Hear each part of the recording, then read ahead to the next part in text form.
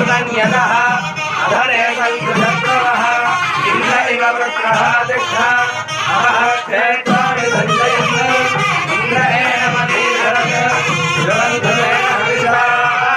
तस्मै देवाय ब्रवन्